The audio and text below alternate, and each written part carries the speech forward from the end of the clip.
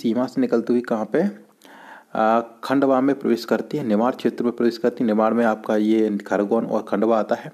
ठीक है, तो होश में हर बात, क्या भाई, हर बात।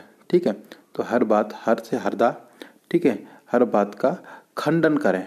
ठीक है, खंडन, तो खंडा से खंडवा हो गया। ठीक है, और बड़वानी और अलीराजपुर। ठीक है, बड़ी आज। ठीक है, तो एक सीक्वेंस बन गया। एडीएम जब, एडीएम ये वाला, एडीएम जब नरसिंहपुर के होश में हर बात का खंडन करें बड़ा आज। ठीक है, तो इस तरीके से ये आपका एक सीक्वेंस याद होना चाहिए कि ये आपका पूरब से पश्चिम की तरफ जो जिले हैं वहाँ पे नर्मदा नदी बहती हैं। हालांकि इस मैप में मैंने काफ़ी कुछ दिखाया हुआ है, कुछ बांध वगैरह, कुछ परियोजनाएं वगैरह भी दिखाई हुई हैं और कुछ स्थल और दिखाए हुए हैं। ठीक है, तो चूंकि अभी मैं फोकस कर रहा हूँ पूरा कि कौन से स्थल आपके किस नदी के किनारे बसे हुए हैं, उस पर फोकस किया हुआ है।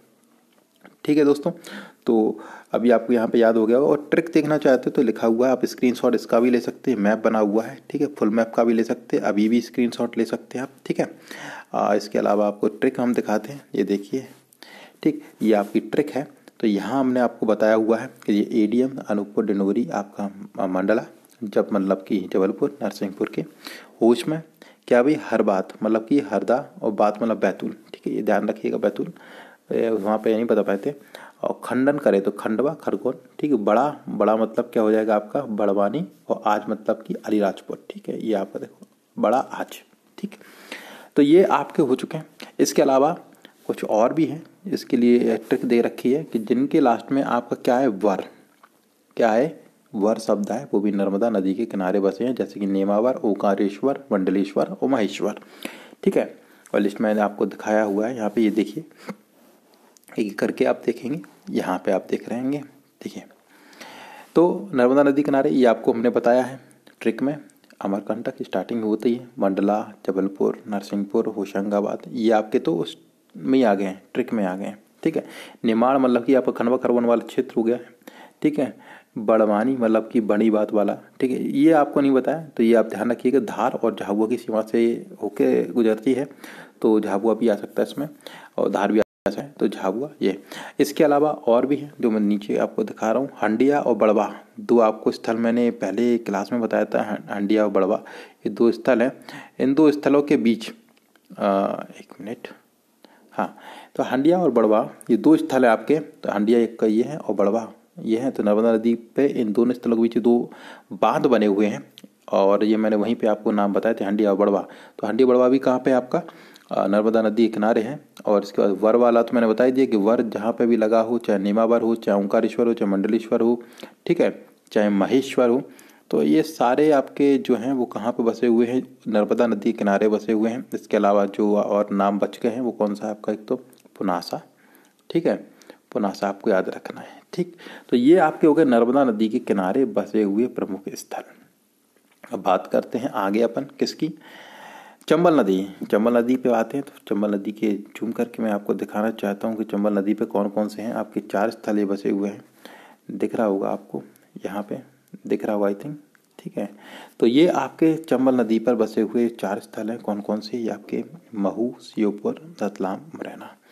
ठीक, तो महू के बारे में हमने बताया था कि इंदौर की जाना पाऊ से स्टार्टिंग होती है। इंदौर में महू आपका है, तो वहाँ से चंबल स्टार्टिंग होती है, तो चंबल नदी किनारे बसा रहेगा। और मुरैना में अबनाल का अपर्दन करती है, तो ये भी वहीं पे है, मतलब चंबल नदी के किनारे हैं। तो ये दो स्थल के बारे में अपन फैक्ट पढ़ चुके हैं। और रास्ते मिलते हैं रतलाम और श्योपुर।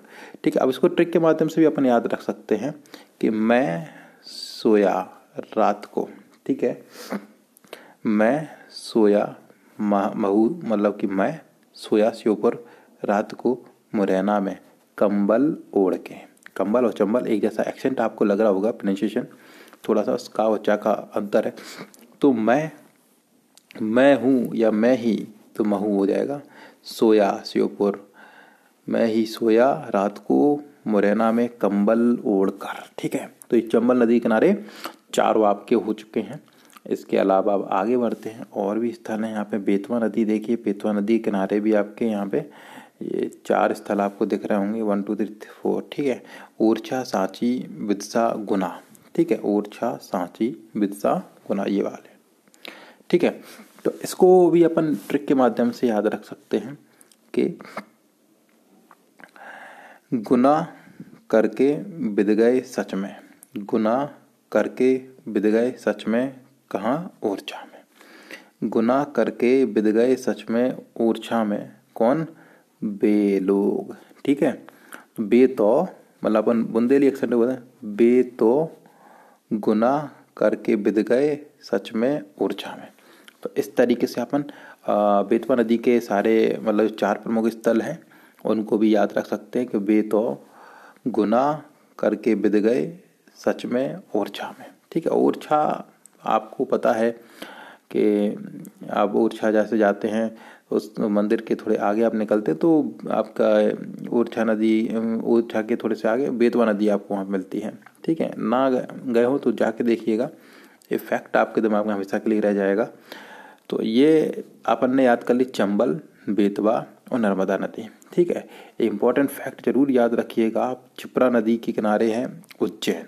ठीक है, उज्जैन कौन से नदी के किनारे बसा हुआ है, क्षिप्रा। ये काफ़ी इंपॉर्टेंट है, कई बार पेपर में आया है।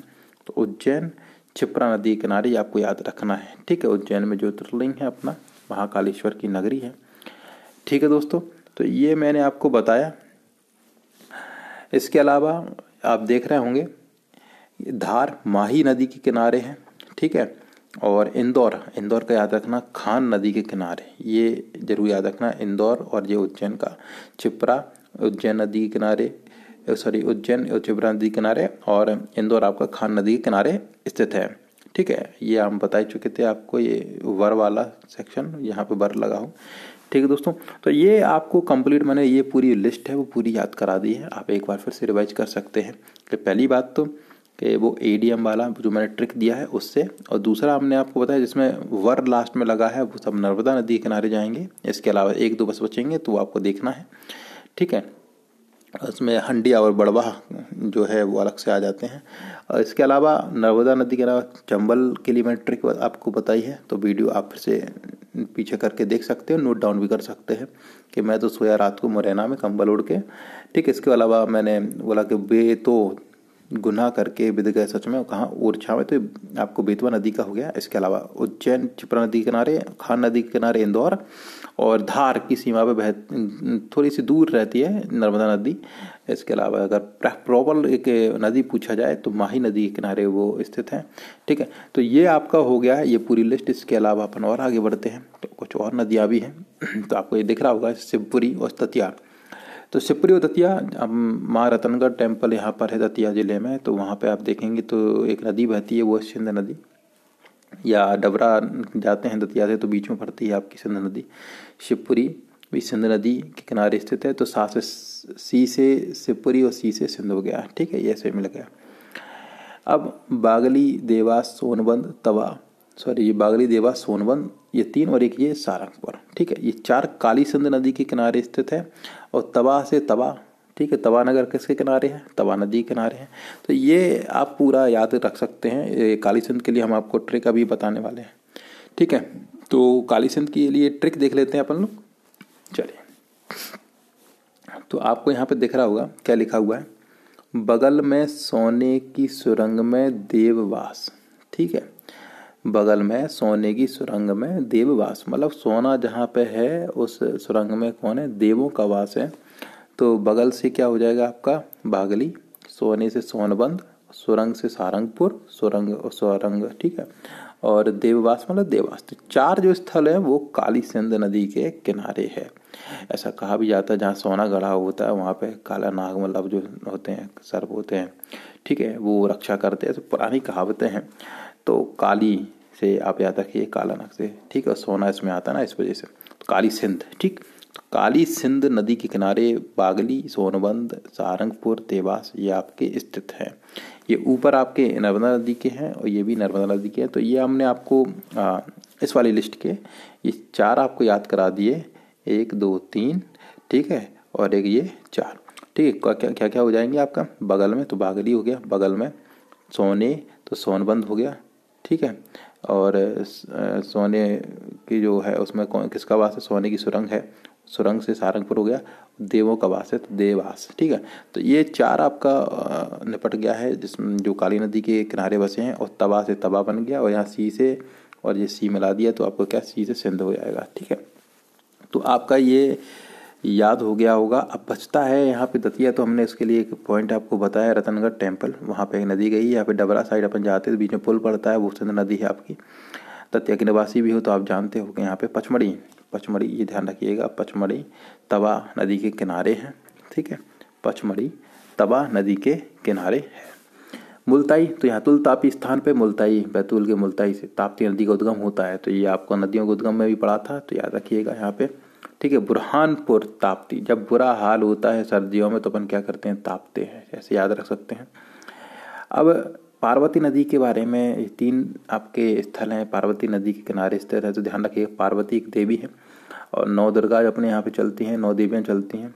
ठीक है, तो अष्टमी, नवमी या सप्तमी ये सब शब्द हैं वो देवी के नाम पे आते हैं, और देवियों के नाम पे ही मोस्टली जो नदियों के नाम हैं, तो उसमें गंगा सरस्वती तो हमारे एमपी में है नहीं, तो बची कौन, पार्वती है।